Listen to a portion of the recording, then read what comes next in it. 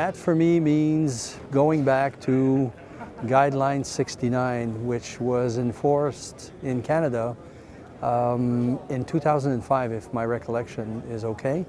And that's when Guide 69 was implemented and really had an effect on the supply chain as far as what we're talking about here, temperature control. I like to see it as temperature control, just not cold chain, because it encompasses as well CRTs and as much as cold chain as well.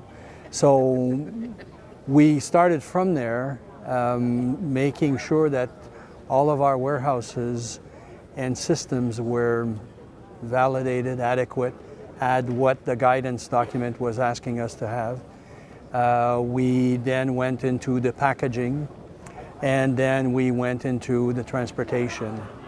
We're doing a lot of this concurrently, but those were mostly the steps that we took. So that's basically what happened and where we're at now. It's mostly going in the temperature control of our shipments now. We've got the cold chain side pretty well mastered, I would say, and under control. Our warehouses are well managed as well. Our fridges are well managed. They have all the temperature control, the validated systems, and also the alarms that need to go with it. So the last mile is probably what we are, and like the industry, what we're struggling with currently. Yeah, we have a lot of challenges as far as the transportation. I would say that within all of the systems with the warehouses and the packaging, that's pretty well going together. We're always trying to find opportunities, of course, to save costs. That, I think, for any company is something that you have to do. But in the quality world, it's a little bit difficult because you have to invest. The biggest part now is the CRTs and the transportation. So that's the side I think that what we are putting a lot of efforts in currently, and that we need to master a little bit more, and that we are really struggling, especially in the most northern part of the country. And it's not only for McKesson, it's also for the industry in general, most of the people that are shipping in those areas. There's different ways we can look at that. I think some of the accomplishments that we've done is mostly on the transportation side. We've really put in a lot of efforts as far as all of the cold chain, the packaging, the control, the temperature control that needed to be done, because it's very diverse. We have, Canada is a big country, not a lot of population. We're talking about the second biggest country in the world as far as area, and you're talking about 36 million people. So it's very scattered, and some of the regions are very, very not populated. There's not a lot of population. So we're dealing with two kinds of shipments here. The ones in the cities, which are very close, and the pharmacies and hospitals are close, and the ones which are going outside of the cities, the main cities, and those are the ones that are particularly problematic. So some of the accomplishments that we've done were getting a good control over the cold chain packaging, whether it be outside the city or inside the city. The struggle we have now, again, is around transportation. But the biggest gains also for transportation were around the transfers that we have between RDCs and which are mostly the long, not the long hauls, but the shorter distances and the full loads. But the biggest problem is, of course, the last miles, which we are looking into very diligently. Canada does have a unique kind of temperature.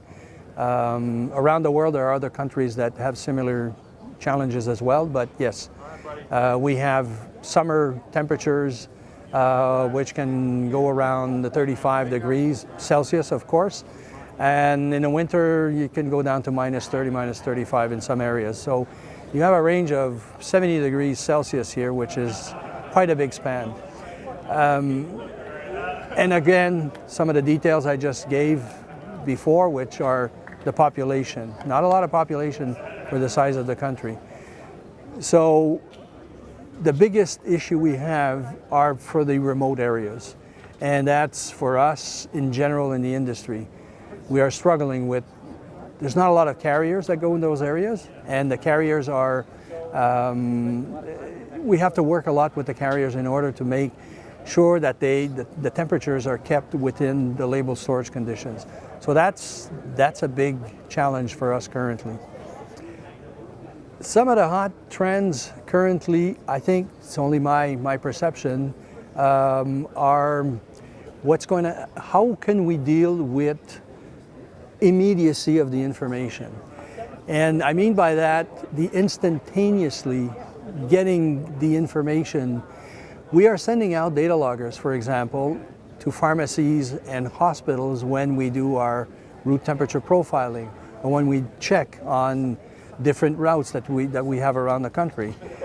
We always put in a data logger, or when we have to put in a data logger because we do the checks, we get the information when we get it back, because sometimes pharmacists or the hospital forget to send it back, or it's sent by mail and it's lost.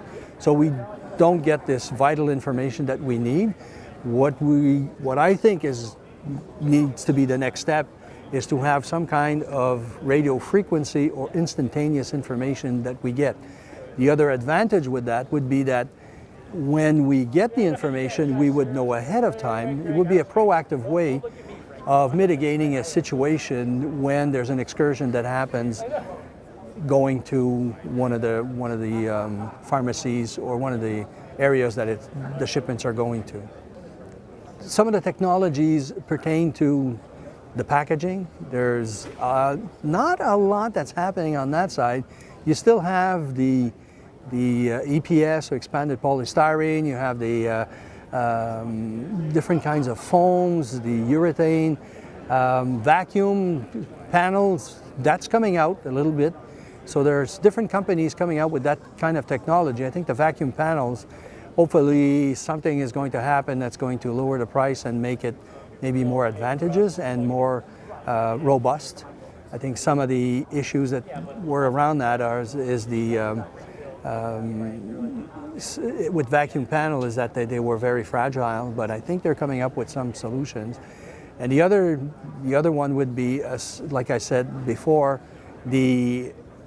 some kind of device, and I know they exist, but they're expensive. They've gone down in price, but I know they're expensive. But it's the RFID, the kind of temperature monitoring that we can get that would be instantaneous, and we would get the information live or as fast as possible, so that we can mitigate situation. I think those are the trends, that some of the things that we would be looking into.